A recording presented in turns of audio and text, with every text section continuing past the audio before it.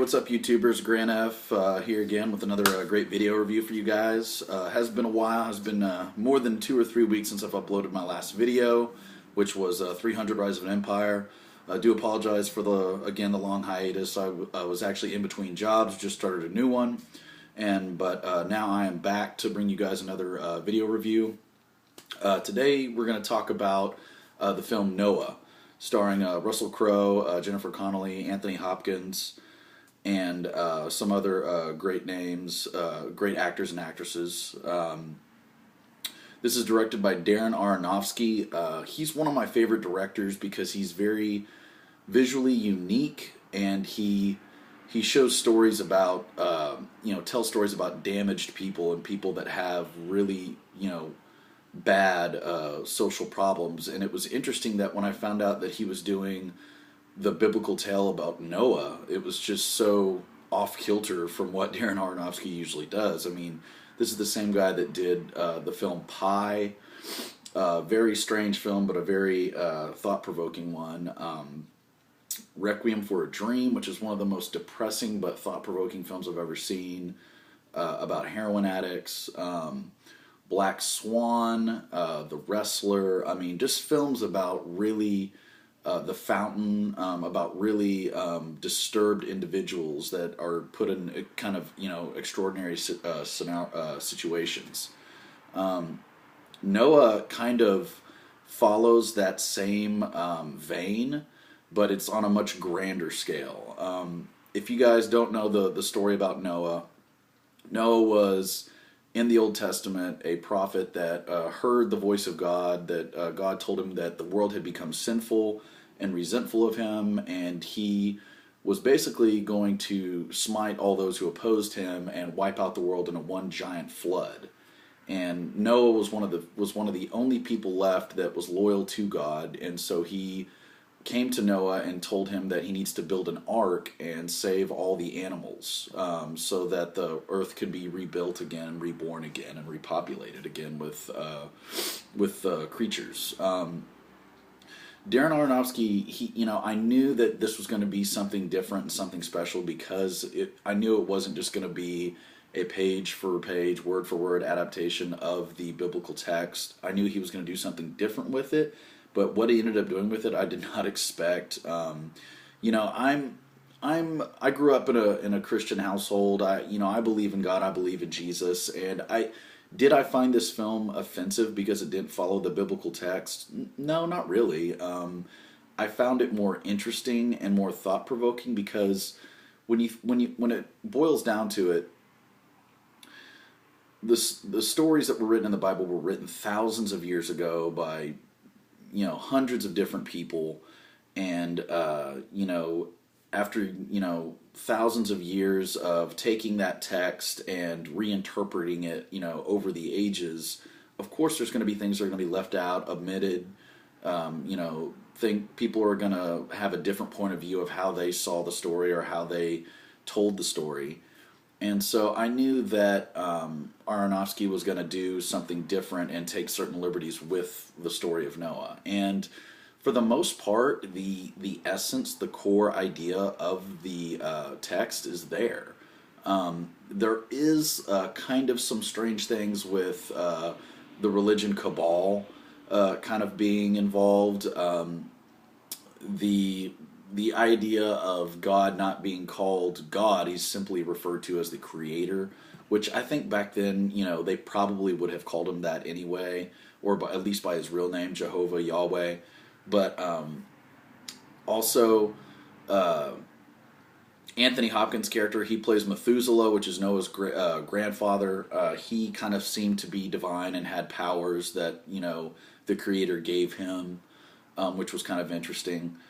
And also, a lot of the characters in the Bible that didn't have names, like Noah's wife, she didn't have a name in the Bible. She was just called his wife. But in the movie, they gave her a name, which I apologize, I can't remember her name. It was some weird, strange Old Testament name.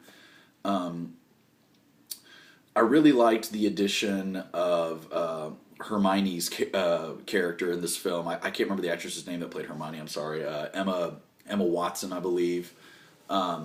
she was a little girl that Noah's family stumbled across that was like really seriously injured, and they basically took care of her and raised her as one of their own. And even though she wasn't mentioned, obviously, in the text of the Bible or in the Old Testament, what they did with her character and the relationship that she had with Noah's son, oldest son, was really interesting. But yeah, this in this rendition of Noah, Noah, instead of God speaking to him, it's like Noah has nightmares about the flood and about drowning and about the end of the world, and he just comes to the conclusion that that's what God is telling him. He's like, I think God is going to destroy the world, and he goes to see his grandfather Methuselah, played by Anthony Hopkins, and Anthony Hopkins informs him that, you know, in order to ensure our survival, we need to repopulate the earth with all our animals, so we have to save two of each kind, and that's how that comes into play. One of the parts of the film that I think, two parts of the film that I think would bother people that don't like their text being, you know, messed with or not being told exactly word for word how it was there's these creatures called the Watchers, which they basically are fallen angels that were cast out of heaven and were forced to stay on the, you know, on earth by God because they disobeyed God and helped the humans when they were in a time of need. And they're basically these giant rock creatures that are they kind of glow and pulsate, and they have like a spirit of an angel or a you know a some kind of entity inside them, and it's like what basically gives these rocks life and motion. And they basically help Noah build the ark. It almost kind of looks like Lord of the Rings, these big, huge CGI rock monsters, but they looked pretty cool. And also, something that would make, you know, people that don't want their text being messed with, something that would make them mad as well is that Ray Winstone's character, he is a descendant of Cain. If you guys remember in the Old Testament in Genesis, Cain is one of Adam and Eve's sons who slew his brother Abel and fled, and basically there's like a whole city of Cain, of descendants of Cain that have started their own society and their own city and own culture.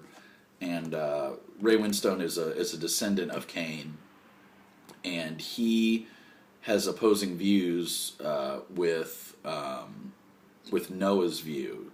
And it's almost like they consider themselves like the alpha males of the world, of the land, and anybody that opposes them they either enslave or kill. And Noah's family, because they're loyal to the Creator, they kind of have to stay hidden and live on the fringes of this city of Cain and stay away from these people because they're basically animals. They're cannibalistic. They rape and murder their own kind. They're just terrible people, which is why you could imagine God would want to wipe out the earth when the only good people that are left are Noah and his family, and the rest of them are just evil. So you kind of get where that stems from. But yeah, those two things, Ray Winstone's character and the whole thing, you know, with Cain, the whole story with Cain's descendants and the Watchers. That is obviously not accurate to the biblical text of Noah, of the story of Noah. But besides that, the story was really fairly accurate to the essence of the story of Noah. I liked it. I didn't think it was like a masterpiece. I think it's probably one of Aronofsky's like weaker films compared to his other body of work. But I enjoyed it. I had a good time. The visual effects were cool. The arc was just massive. You definitely got the scale of it when you see Noah and his family walking around inside of it, and outside when they're constructing it. It's just enormous. The effects with the water looked really cool when the flood happened. And there also is some pretty, for a PG-13 film, there's some pretty disturbing imagery in this film. One in which a crowd basically just rips apart a a deer that's alive. I mean, that was pretty gross, but I think Aronofsky was trying to show you how evil and corrupt and disgusting basically the world had become. But yeah, I liked this film. I didn't think it was perfect, but it had a lot to say about like basically the inherent goodness in man and the inherent evilness, like the evil within men, and it had a lot to say about family and about sticking together and not abandoning each other. It was really, I mean, a thought provoking kind of at times emotional film, but I think there was some inconsistency in the tone.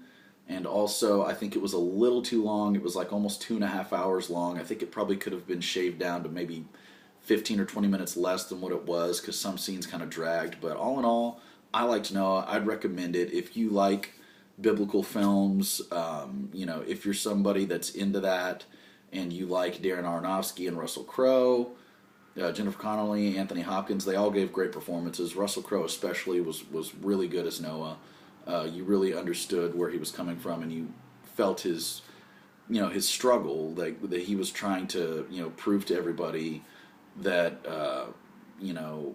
this was a cause worth fighting for. Yeah, that's my review for Noah, guys. Definitely check it out, and you guys hit me up with your thoughts or comments. Let me know what you thought, and I will talk to y'all later. Peace.